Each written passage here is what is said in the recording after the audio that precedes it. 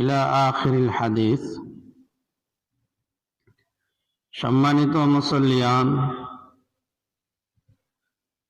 আমি যে হাদিস পাঠ করেছি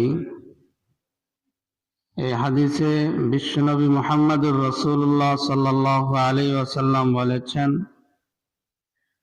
যে তুমি হারাম থেকে বেঁচে থাকো, তাহলে কি হবে? তাকুন আবাদান নাস, তাহলে মানুষের মধ্যে সবচাইতে বড় ইবাদত গুজার হিসাবে সাব্যস্ত হবে। আমরা ইবাদত গুজার বলতে বুঝি যে বেশি নামাজ পড়ে, যে বেশি কোরআন তেলাওয়াত করে, তাসবিহ তাহলিল পড়ে, তার পিছনে আমরা বলি যে অমুকে খুব ইবাদত গুজার, বলি কিনা? নামাজ বেশি পড়লে বলি অমুকে খুব ইবাদত করে, কোরআন তেলাওয়াত তাসবিহ তাহলিল পড়লে আমরা বলি যে অমুকে খুব ইবাদত করে।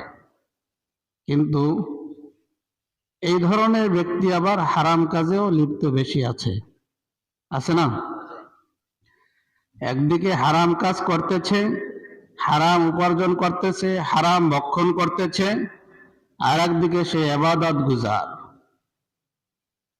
তো শরীয়তের পরিভাষায়, হাদিসের পরিভাষায় তাকে ইবাদত গুজার বলা হয় না।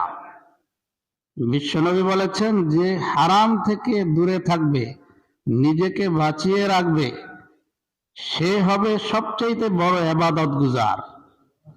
তো আমরা কতজন আছি যে হারাম থেকে বিরত থাকি? কি বলেন? আজকের বর্তমান জমানায় মানুষ হারাম উপার্জনের জন্য প্রতিযোগিতা করে কিনা?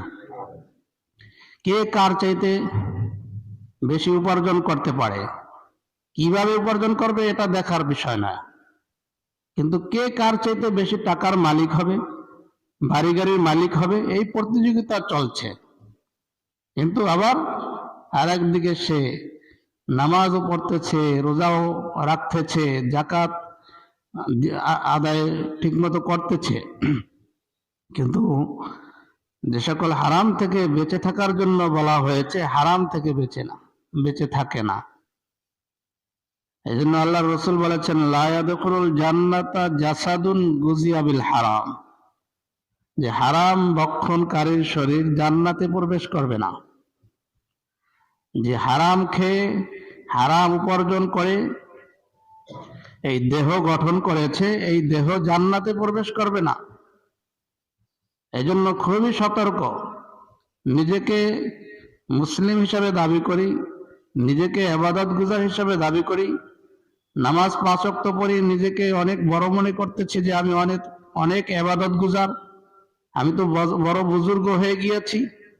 আমি নামাজ পড়লে যে নামাজ পড়ে না তাকে হ্যায় প্রতিপন্ন করি, তাকে অন্য নজরে দেখি, কিন্তু এদিকে আমি নামাজও পড়ি, আবার হারামের সাথেও যুক্ত আছি, সুদের সাথে যুক্ত আছি, মানুষকে ঠকানোর ক্ষেত্রে যুক্ত আছি, মানে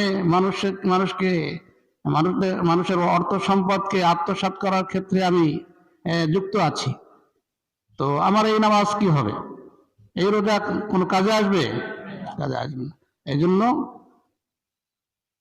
সর্বোপরি কথা হলো যে সকল হারাম থেকে নিজেকে বাঁচিয়ে রাখতে হবে, তখনই আল্লাহর দরবারে আমি ইবাদত গুজার হিসেবে গণ্য হব। আল্লাহ সুবহানাহু ওয়া তাআলা আমাদের সকলকে সকল প্রকার হারাম থেকে বেঁচে থাকার তৌফিক এনায়েত করুন। সকলে বলি